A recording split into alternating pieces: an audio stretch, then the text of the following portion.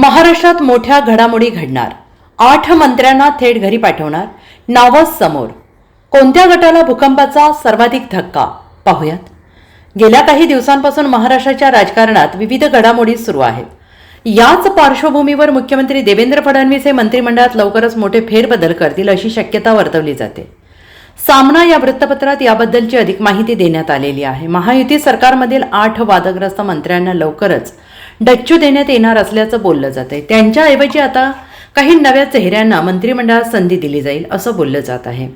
यात भाजपाचे 2, शिंदे गटातील 4, पवार गटातील 2 मंत्र्यांचा समावेश असल्याची माहिती समोर येते.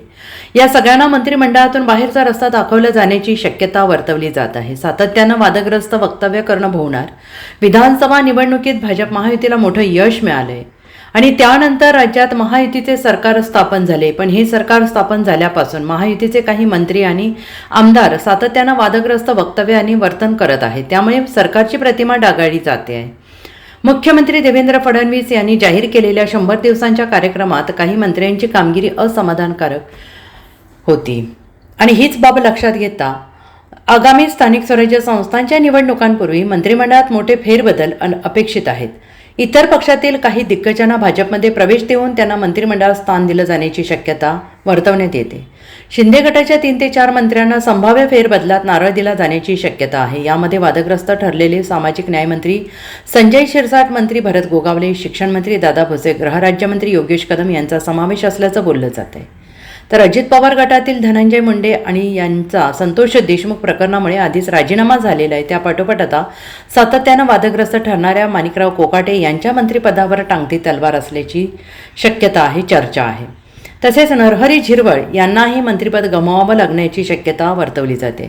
भाजपकडून मंत्रिमंडळात स्थान मिळालेल्या मत्स्य विकास मंत्री नितेश राणे आणि ग्रामविकास मंत्री जयकुमार गोरे यांच्याकडून सातत्यानं वादग्रस्त वक्तव्य केली जात आहेत. त्यामुळे त्यांचेही मंत्रिपद धोक्यात आलेलं आहे. गिरीश महाजन यांनाही पक्षाच्या गरजेनुसार मंत्रिमंडळाबाहेर राहण्यास सांगितलं जाऊ शकतं अशी चर्चा आहे. या फेरबदलात विधानसभा अध्यक्ष राहुल नार्वेकर यांची मंत्रिपदावर वर्णी लागण्याची शक्यता आहे. त्यांच्या जागी भाजपमध्ये सध्या नाराज असलेल्या सुधीर मुनगंटीवार यांची विधानसभा अध्यक्षपदी वर्णी लागण्याची चर्चा राजकीय वर्तुळात रंगलेली आहे. मात्र या संभाव्य फेरबदलांमुळे राज्याच्या राजकारणात सध्या मोठ्या घडामोडी घडत असल्याचं पाहायला मिळत आहे.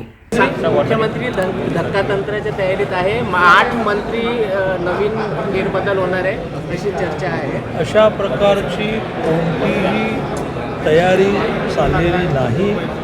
हे सगळं तुम्हाला दिवसभरामध्ये तुमची चॅनल्स लोकांनी पाहावी यासाठी काहीतरी हनी ट्रॅप, धक्कातंत्र काहीतरी तुम्ही निर्माण करत असता. पण हे तुमचं काम आहे, त्यामुळे त्या कामावर मी काय ऑब्जेक्शन घेत नाही. असा कुठलाही विषय नाही. कृषी मंत्री कोकाटे रमून गेल्यावरून त्यांचं खातं जाणार अशी मागणी होते की त्यांनी राजीनामा द्यावा, परंतु त्यांचं खातं काढून देणार अशी चर्चा असून नेमकं काय होणार? मी इतका एक आपल्या कामामध्ये मग्न राहणारा मंत्री आहे. इकडचं तिकडचं फार मला माहीत नसतं. JNUमध्ये जर आपण पाहतो उपमुख्यमंत्र्यांनी, दोन्ही उपमुख्यमंत्र्यांनी अध्यासन केंद्राला भेट देणं टाळलं. अंधश्रद्धेला दोन्ही उपमुख्यमंत्री घाबरल्याचं सामनातून होतं. कशाला घाबरले? अंधश्रद्धेला दोन्ही उपमुख्यमंत्री घाबरले. तिथे JNUमध्ये अध्यात्मिक केंद्र जे सुरू झालं ना, तिथं भेट देणं टाळली दोन्ही उपमुख्यमंत्री. अध्यात्मिक केंद्र नाही सुरू झालं, असं सामनातून म्हटलं. छत्रपती शिवाजी महाराजांचं अध्यासन सुरू झालं मराठी भाषेत. त्यात अंधश्रद्धेचा कोणी विषय? प्रत्येकच कार्यक्रमाला सगळं. आता उदाहरणार्थ माझ्या डिपार्टमेंटचा विषय आहे उच्च शिक्षण. 10 कोटी माझ्या डिपार्टमेंटने दिले, तरी मला त्या बाकीचे कार्यक्रम इतके होते पुण्यामध्ये कार्यक्रम नाही गेलो मी. न जाण्यातून तरी बहिष्कार टाकला, त्याने टाळलं.